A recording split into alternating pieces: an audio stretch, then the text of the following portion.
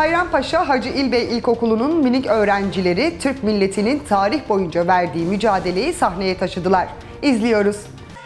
Ellerinde zeytin dalıyla geldiler, Türklerin tarih boyunca verdiği bağımsızlık mücadelesini sahneye taşıdılar.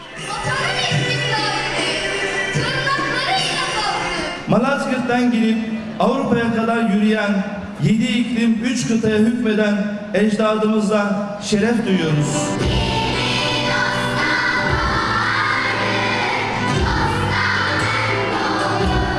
İstanbul Bayrampaşa Hacı İlbey İlkokulu öğrencileri 1071 Malazgirt Savaşı'ndan 15 Temmuz hain darbe girişimine kadar geçen süreçte Türklerin asırlar boyunca verdiği diriliş ve direniş destanını sahneledi.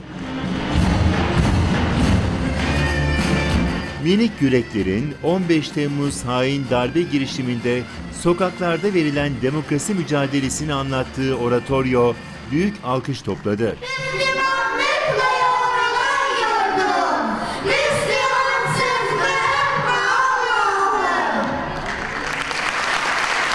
Bayrampaşa Belediyesi'nin de katkı sağladığı program Zeytin Dalı Harekatı ve tüm şehitlere ithaf edildi.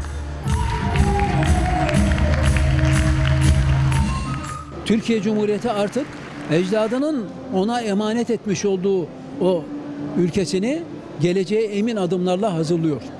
Ve güçlü bir şekilde, güçlü bir Türkiye, modern bir Türkiye'yi ortaya koyuyor.